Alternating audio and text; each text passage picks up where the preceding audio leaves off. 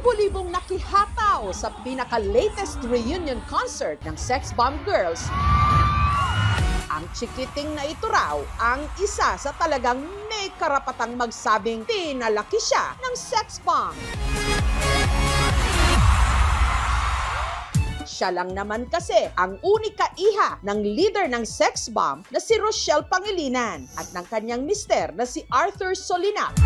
Meet 7-year-old Shiloh Jane.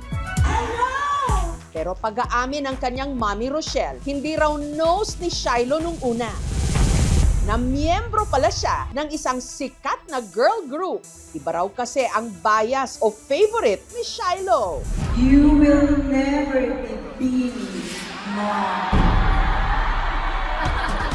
Isa raw ito sa mga nag-udyok kay Rochelle na ilaban ang kanilang reunion concert.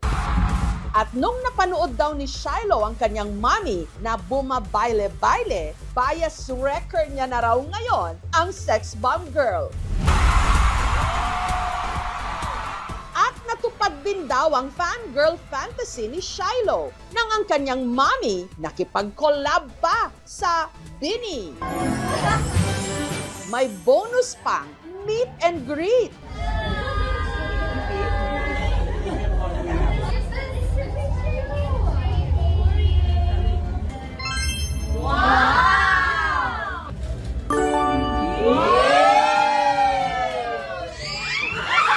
Sana all, Shiloh! This is the best thing ever. Sino pa kaya ang iba pang mga literal na pinalaki ng Sex Bomb? Isa siya sa mga OG o original members ng grupo. Tinaguri ang dimples ng Sex Bomb. Dahil obvious ba, napakalalim ng kanyang dimples. Ang Chinita Beauty na si Sex Bomb Weng Ibarra. Nung naglaylo ang Sex Bomb taong 2013, si Weng nagnegosyo at tumutok sa pagpapalaki sa kanyang unika iha, si Anastasia. Ako po si Anastasia Beatrice Benny at pinalaki ako ni Sex Bomb Weng. Tinuruan niya itong kumanta at syempre sumayaw. Kaya ngayong 18 anyos na si Anastasia, total performer na rin siya, gaya ng kanyang mommy Weng. Siya po yung nag-push po sa akin na sumali po sa contest dati po na bibigyan niyo po ako ng mic. Siya po yung mentor ko po talaga. Bata pa lang daw si Anastasia, sanay nang humarap sa tao. Nakikita ko po si mommy po sa stage, siyempre po nakaka-proud po. Madalas niya po ako dinadala po sa mga shows niya po. And I remember this one video po. Naka-costume din po ako, then kumakanta po ako with her sa stage po. Masaya lang din po. Kahit na busy, laking pasasalamat ni Anastasia na hindi raw nagkulang sa oras ang kanyang mommy Weng sa kanya. Hindi naman po siya naging absent po sa mga important moments po ng life ko po. Natutukan niya po talaga po sa studies ko po. Pero si Anastasia, kamakailan lang, napukaw naman daw ang interes sa pagko-cosplay. Na-try ko po ang pag-wig styling po para po sa aking recent Hatsune Miku cosplay. Na-enjoy ko po kasi po ang ganda po ng kinalabasan po ng wig ko. Sa kabila ng kanyang mga hilig, hindi raw pinapabayaan ni Anastasia ang kanyang pag-aaral. Consistent with high honors po, and I'll make her the proudest mom ever. Kung meron naman daw nanlalamon ng mikropono sa mga sex bomb,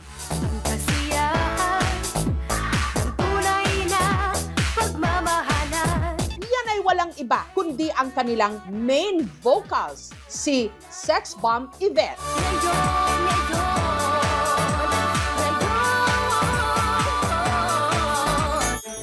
Taong 2015, si Yvette at ang kanyang mag-ama nag-migrate sa Canada kung saan siya nag-aral ng accounting sa isang business school. Mortgage officer na siya ngayon. Sa abroad na rin lumaki ang dalawa niyang anak. Ang panganay niyang si Jezreel, 18 anyos na ngayon. Ako si Jezreel Rose Pabalan Onayan and pinalaki ako ng Sex Bomb Yvette.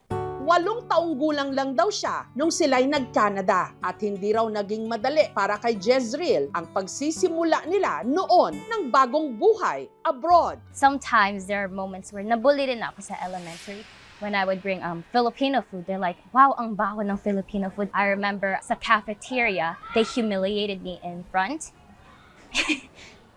Sorry.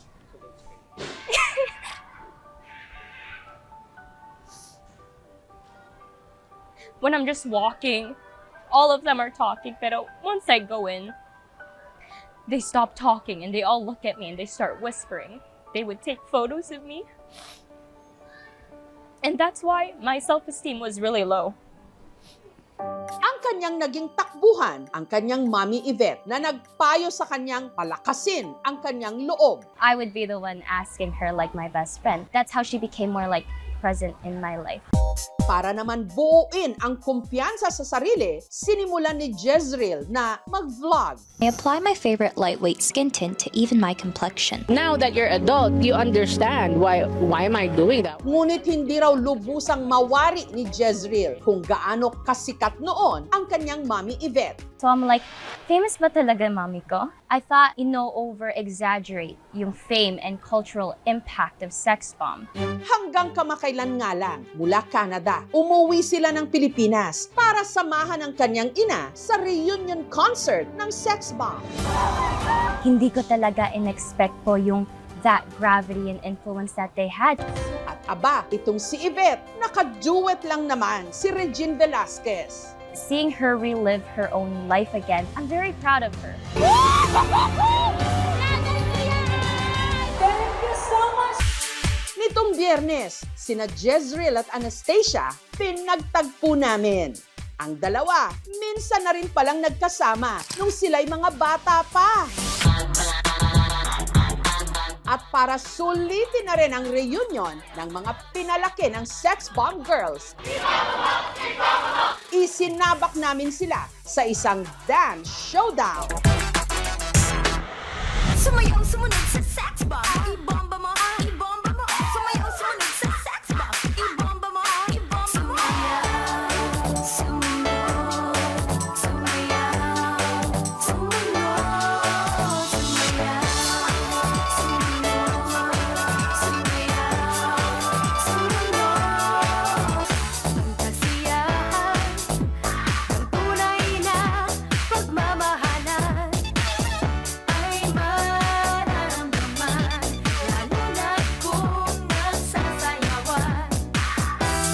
Awiting bago ay naghihintay para isayaw mo. Awiting bago ay naghihintay para isayaw mo. Sumayaw, sumunod ka sa iba't ng panahon. Kasabay ng mga bagong tugtugin ngayon. Sumayaw, sumunod ka sa iba't ng panahon. Makisama, mag-enjoy ka.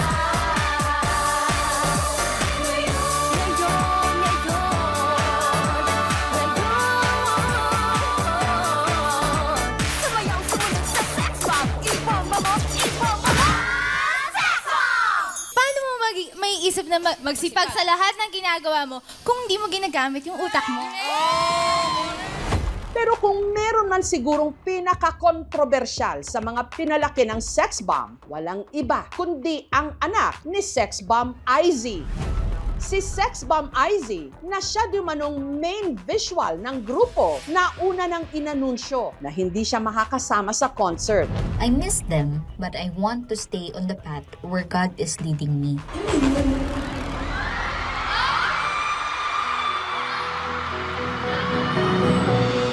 Kaya laking gulat ng lahat nang sa round 4 ng kanilang reunion show, nanood siya at sumampa pa sa stage kasama ang mga dating kagrupo.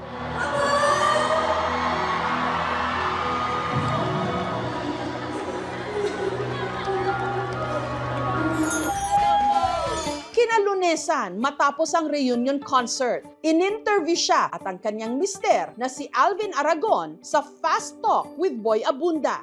Andun yung longing na you feel, ito yung kasama ko for the longest time. Pagkalabas, sobrang yung heart ko talagang nag-uumapaw. From 2009, nung nag-resign po ako eh.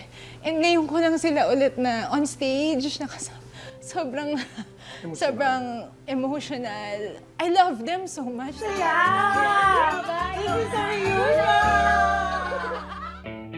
Si Andre, uniko iho ni IZ sa dati nitong karelasyon. Pag pinalaki ng sex bomb, Dapat lumalaban! get out! Taong 2023, inilahad ni Andre sa publiko na isa na siyang trans woman at nagbago na siya ng pangalan, Sofia Trazona. Ang revelasyong ito ni Sofia, hindi raw tanggap ni IZ, kaya may mga nambatikos sa kanya.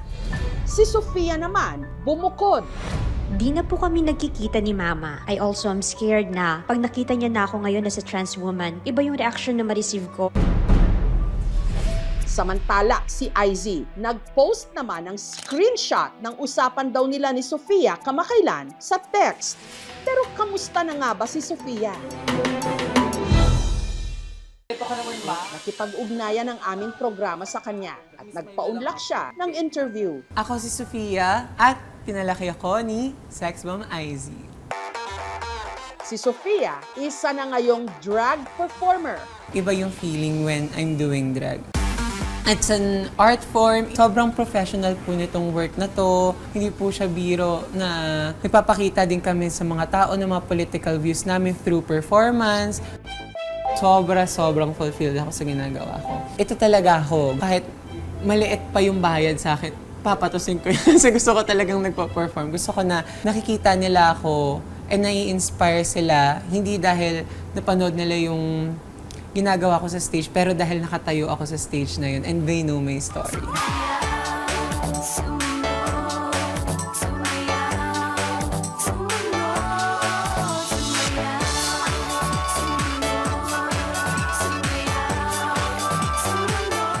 Aminado si Sofia na ang kanyang husay sa pagpo-perform namana niya kanino pa kundi sa kanyang ina. Growing up, napapanood ko talaga sila everyday. Talagang magaling siyang artista, magaling siyang sumayaw, and yun din yung nag-influence sa akin to dance. Noon daw kainitan ng career ng kanyang mama IZ, madalang lang silang magkita. Araw-araw may Itbulaga siya, and sa Manila yon, tas kami ni Lola. Sa Cavite kami, weekly lang kami nagkikita once a week, ganun. Gayunman, hindi raw ito naging hadlang para gampanan ng kanyang mama IZ ang kanyang pagiging ina.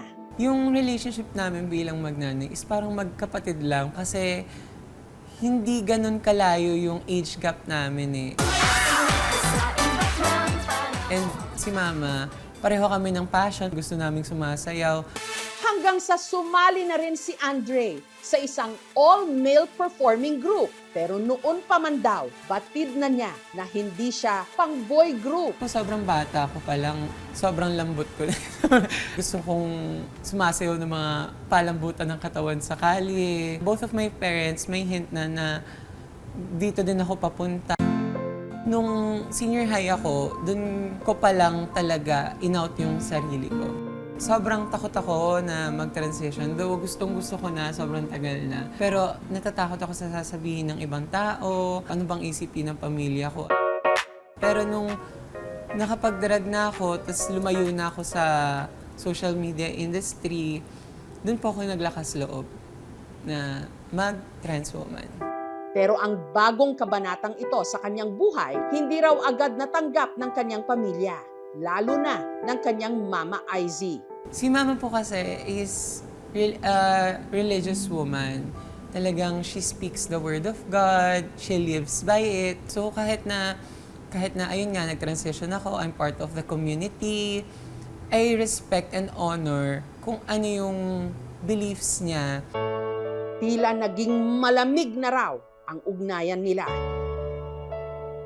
Nag-post siya about, ayun, sa pagiging queer. Doon na din na-out in public yung pagiging drag queen ko. Nag-viral yung post. Tapos, nagulat ako na parang ano naging kasalanan ko sa mga tao. Kasi ako yung binabash nila. So, in-explain ko yung side ko na ayun nga po, naglay ako sa isang interview na sinusuporta niya ako sa pagdadrag. Sinabi ko po yun kasi I wanna protect her. Siguro if hindi kalahati ng supporters ng Sex Bomb is from the queer community, I know na baka pagka nalaman nila na hindi ako sinusuportahan ni mama sa ginagawa ko, baka lumayo yung loob nila kay mama. And ayoko nun, ayoko masira yung pangalan niya. Pero sa kabila ng kanilang hindi pagkakaunawaan, hindi raw nawala ang respeto at pagmamahal ni Sofia sa kanyang ina. Dagdag pa niya, totoo raw na nag-uusap pa rin sila. Nag-chat kami, though hindi pa kami nagkikita, hindi niya pa ako nakikita ganito. Ay, pero okay na po kami. Sana yung mga tao din na nakakakita sa kanya, nagko-comment sa mga posts niya, I hope na they will understand also kasi she's coming from a place of love. It's not just dahil ayaw kita magbakla, wag ka na magbakla. She just wants to protect me.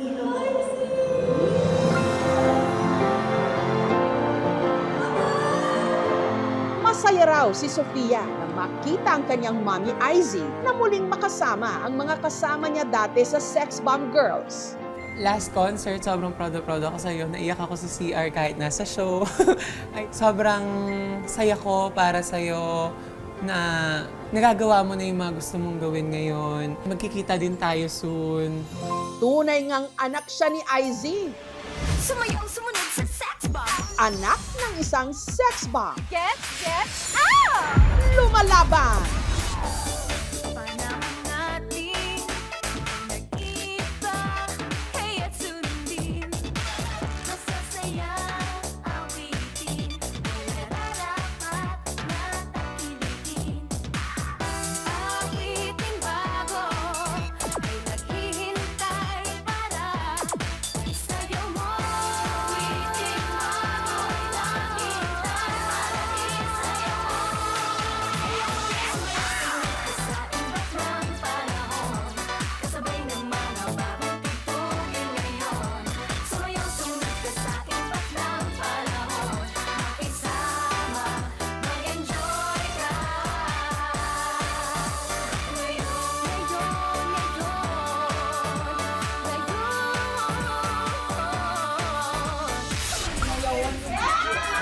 Ang mga pinalaki ng sex bomb, may talento, may tapang, may paninindigan.